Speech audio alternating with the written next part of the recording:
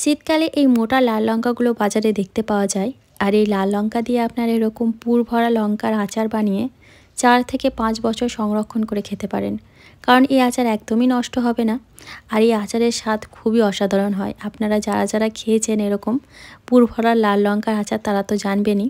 আর যারা খাননি অবশ্যই একবার এইভাবে লঙ্কার আচারটা বানিয়ে দেখবেন। গরম গরম ডাল ভাত, খিচুড়ি, মুড়ি বা রুটি পরোটার সাথেও কিন্তু অসাধারণ লাগে। খাবারের স্বাদ কয়েক গুণ বাড়িয়ে দেয় এই আচার। তো চলুন দেখে নিই আজকের রেসিপিটা। এখানে আমি 500 গ্রাম লাল লঙ্কা নিয়েছি। লঙ্কাগুলো একদম ফ্রেশ নেবার চেষ্টা করবেন। দেখে নেবেন লঙ্কার বোটাগুলো যেন একদম সবুজ থাকে, আর লঙ্কার গায়ে যেন কোনো রকম দাগ টাগ না থাকে, কারণ আচারের জন্য কিন্তু আমাদের একদম ফ্রেশ জিনিস ব্যবহার করতে হয়। যেহেতু এটা আমরা অনেক দিন সংরক্ষণ করব, তার জন্য একটু ফ্রেশ আর ভালো লঙ্কা নেওয়ার চেষ্টা করতে হবে। এখন লঙ্কাটাকে 3-4 বার জল বদলে ভালো করে আমি এইভাবে ধুয়ে নিচ্ছি। এখন একটা কিচেন টাওয়ালের ওপর এই লঙ্কাগুলো রেখে লঙ্কার গায়ে যে এক্সট্রা জলগুলো আছে সেই জলগুলোকে ভালো করে মুছে নিতে হবে। তারপর লঙ্কাটাকে আমি একদিনের জন্য রোদ খাওয়াবো। যদি রোদ না থাকে তাহলে নর্মাল পাখার নিচে কিন্তু একদিনের জন্য রেখে দিতে হবে। তাতে লঙ্কার মধ্যে যে ময়েশ্চারটা আছে সেই ময়েশ্চারটা কিন্তু নষ্ট হয়ে যাবে। তো আমি এটাকে একদিনের জন্য রোদে দিয়ে দিচ্ছি।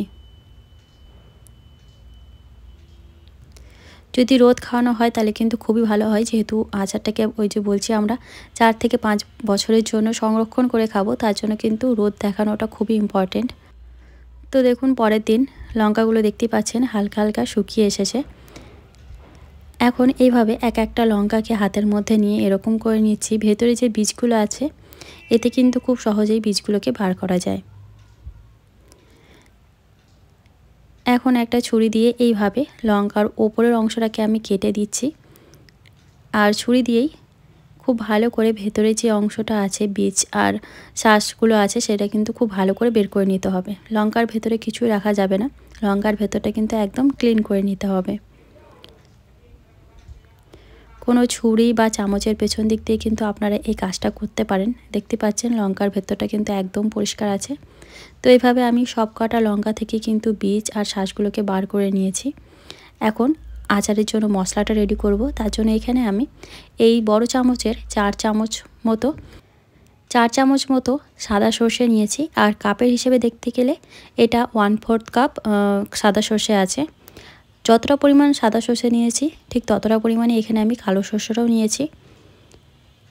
এখানে 1 টেবিল স্পুন দিয়েছি গোটা জিরে, 2 টেবিল স্পুন গোটা ধনে, হাফ টেবিল স্পুন মেথি, 1/4 টেবিল স্পুন এখানে দিচ্ছি গোলমরিচ, আর 10-12টা শুকনো লঙ্কা, 3 টেবিল স্পুন দিচ্ছি গোটা মৌরি।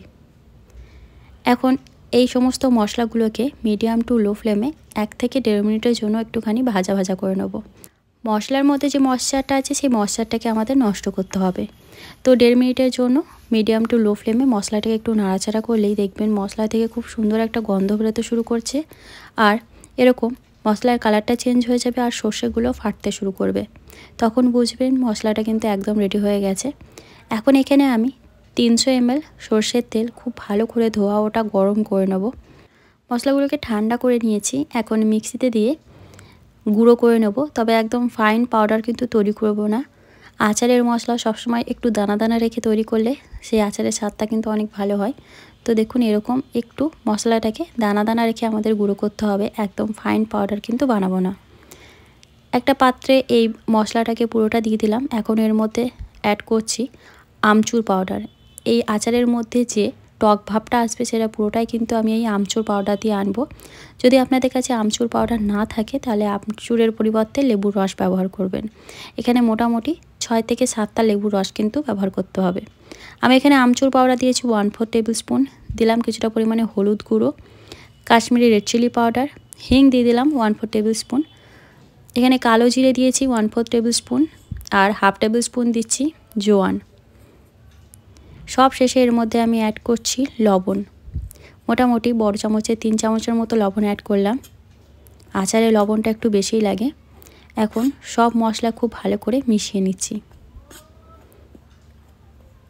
আমচুর পাউডার খুব ইজিলি কিন্তু যে কোনো গ্রসারি মার্কেটে আপনারা পেয়ে যাবেন। যদি না পান তাহলে সেক্ষেত্রে লেবুর রসটা ব্যবহার করতে হবে। মশলা খুব ভালো করে মিশিয়ে নিয়েছি। এখন আমি যে সর্ষের তেলটা ভালো করে গরম করেছিলাম সেই তেলটা কিন্তু এখন হালকা হালকা গরম আছে। ওই হালকা গরম তেলটা দিয়ে এখন মশলাটাকে মাখবো। তো প্রথমে এখানে আমি 1 হাতার মতো তেল দিচ্ছি, তারপর মশলাটাকে মেখে নিচ্ছি। প্রথমেই বেশি পরিমাণে তেল দেওয়া যাবে না, তাহলে কিন্তু এই মশলাটা লঙ্কার ভেতর ঢোকাতে অসুবিধা হবে, বেরিয়ে আসার চান্স থাকতে পারে। তো এইভাবে অল্প অল্প তেল দিয়ে মশলাটাকে একটু টাইট করে মেখে নিতে হবে।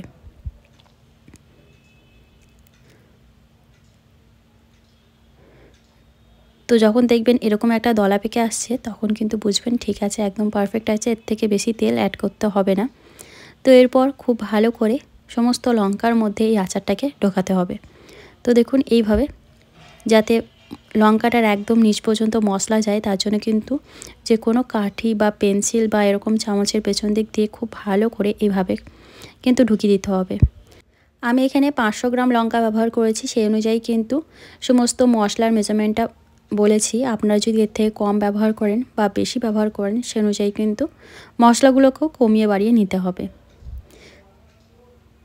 তো এইভাবে খুব ভালো করে সমস্ত লঙ্কার মধ্যে আমি মশলাগুলোকে ভরে দিচ্ছি। তো দেখুন এখানে কিন্তু সমস্ত মশলা সব লঙ্কাতে ভরা হয়ে গেছে, আর মশলার পরিমাণটা কিন্তু একদম পারফেক্ট ছিল, সমস্ত লঙ্কাতেই হয়ে গেছে। এখন যদি রোদ থাকে তাহলে রোদের মধ্যে 2 থেকে 3 ঘন্টার জন্য লঙ্কাগুলোকে রেখে দিতে হবে। আর যদি রোদ না থাকে তাহলে লঙ্কাগুলোকে শিশিতে ভরে তার মধ্যে তেল দিয়ে দেবো। যেহেতু রোদ ছিল তাই আমি 2 ঘন্টার জন্য লঙ্কাগুলোকে রোদে দিয়ে দিয়েছিলাম।